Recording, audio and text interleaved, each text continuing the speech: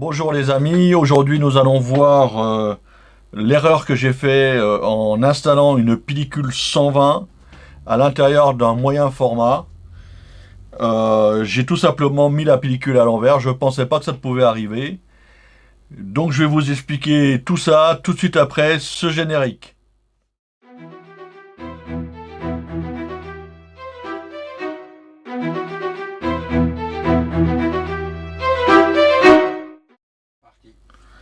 Donc je vais vous expliquer tout simplement mon erreur, hein. Donc elle est très très simple, hein, ça va aller relativement assez vite. J'ai ici un dos argentique, je dois y installer une pellicule et je vais vous montrer la bêtise que j'ai fait. Donc j'en ai mis une à l'intérieur, donc on va ouvrir, voilà. Donc celle-ci elle est bien positionnée et celle-ci c'est celle que j'ai malheureusement mal mis. Alors, voyons voir l'erreur que j'ai fait. Elle est toute simple. Vous pouvez, en fin de compte, mettre la pellicule dans les deux sens. Soit comme ça, soit comme ça. Je ne pensais pas qu'en la mettant à l'envers, j'aurais l'indicateur de Star que vous voyez ici s'afficher. Eh bien, si. Je vais vous le prouver. Donc voilà, ça c'est la bonne méthode. Il faut partir toujours le papier vers le bas, d'accord? On part, on tire comme ça et on l'emmène par en dessous jusqu'à ce qu'il se mette à l'intérieur de cette bobine réceptrice.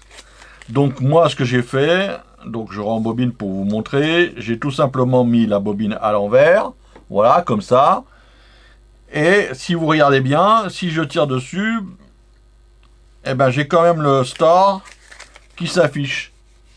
Et pour moi, en voyant le store, j'ai dit bon bah c'est bon, elle est bien mise, etc. Et j'ai shooté comme ça. Le problème, c'est que j'avais même mes indicateurs de prise de vue, hein, je savais si j'étais à la 6e, 7e, 8e ou 9e photo, à cause que rien ne m'a induit en erreur. Donc voilà, c'est pour ça que je me permets de faire ce petit tuto, de bien faire gaffe. A priori, ça arrive à plus d'un photographe, même expérimenté. Donc voilà, j'ai cherché à comprendre. Donc maintenant, il faut faire... D'ailleurs, il y a un mode d'emploi dans l'intérieur du boîtier. Si un jour vous avez un doute, il suffit de prendre le temps de le regarder. Et ils expliquent bien qu'il faut bien partir avec la pellicule dans ce sens-là. Ensuite, une autre petite information que j'ai découvert à regarder un petit peu...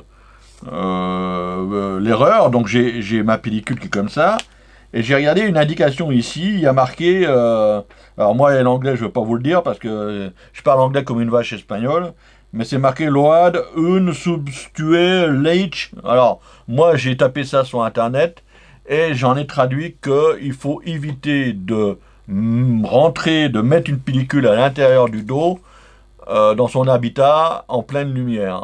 C'est-à-dire que si vous êtes en plein soleil, en pleine journée, vous devez changer de pellicule, essayez de trouver un endroit à l'ombre ou de vous abriter de la lumière directe du soleil ou une lumière directe autre relativement forte.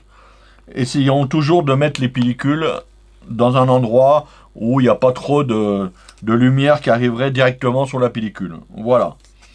Donc j'en termine pour ce petit tutoriel relativement court, mais je voulais en informer les gens qui voudraient débuter et qui ne pensaient pas comme moi qu'on pouvait mettre une pellicule à l'envers.